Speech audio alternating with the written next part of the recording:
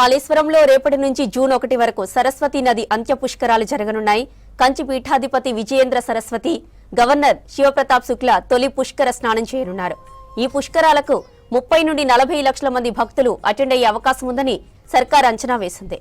వీరికి ఎలాంటి ఇబ్బందులు కలగకుండా భారీ ఎత్తున ఏర్పాట్లు చేసింది. గతేడాది సరస్వతి నది ఆది పుష్కరాల సందర్భంగా జరిగిన అనుభవాలను దృష్టిలో ఉంచుకొని ఈ అంత్య పుష్కరాలకు చర్యలు తీసుకున్నామన్నారు అధికారులు.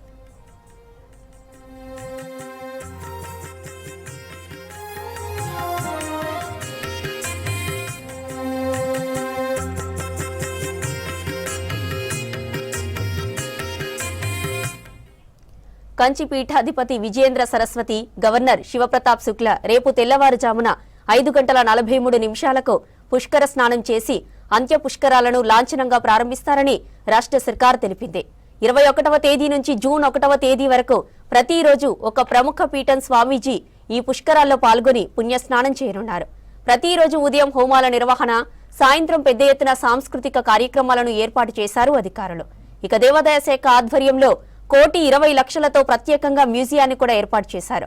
ఇక్కడి నాగేంద్ర స్వామి ఆలయాన్ని 30 లక్షలతో పునర్నిర్మాణం చేశారు.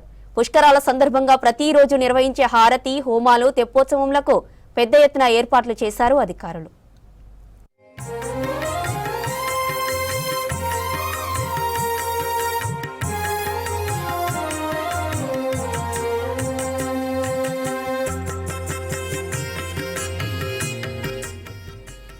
సరస్వతి నది అంత్య పుష్కరాలకు రాష్ట్ర సర్కార్ 30 కోట్లకు పైగా నిధులు కేటాయించింది.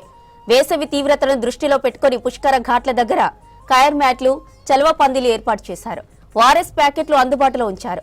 పుష్కర స్నానాలకు వచ్చే భక్తుల కోసం 90 షటిల్ బస్సులను ఆర్టీసీ నడుపుతోంది. రెస్క్యూ బృందాలతో పాటు ప్రత్యేక శిక్షణ పొందిన 100 మంది గజ ఈతగాళ్లను సరస్వతి ఘాట్ నదీ ప్రాంతంలో నియమించారు. Safety boats, life rings, SDRF టీంలను అందుబాటులో ఉంచుతున్నారు.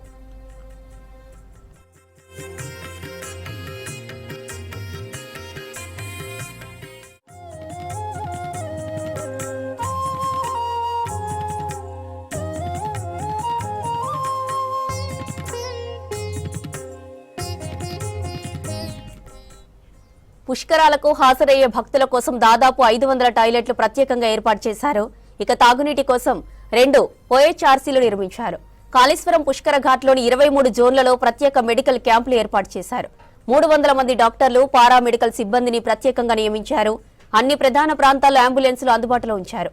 మహదేవపూర్ ప్రాథమిక ఆరోగ్య కేంద్రాన్ని రెఫరల్ ఆసుపత్రిగా ఏర్పాటు చేశారు.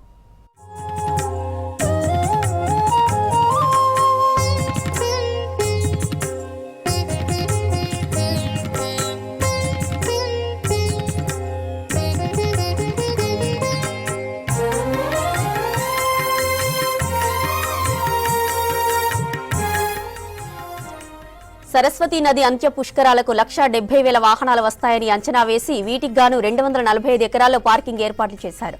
పార్కింగ్ ఏరియాలతో పాటు ఘాట్స్, టెంపుల్ తదితర ప్రాంతాలలో 200 సీసీ కెమెరాలను పెట్టారు. పుష్కర స్నానాలకు వెళ్లే మార్గంలో ప్రత్యేకంగా ఎల్ఈడీ లైట్లను ఏర్పాటు చేశారు. ఈ 12 రోజుల పాటు పారిశుద్ధ్య కార్యక్రమాల నిర్వహణకు గాను 300 మంది పారిశుద్ధ్య సిబ్బందిని నియమించారు. పుష్కర ఘాట్లలో నిరంతరం విద్యుత్ సరఫరా జరిగే విధంగా చర్యలు చేపట్టారు. పుష్కర కార్యక్రమాలకు ఎప్పటికప్పుడు ప్రజలకు అందించేందుకు మీడియా సెంటర్ను కూడా ఏర్పాటు చేశామన్నారు అధికారులు.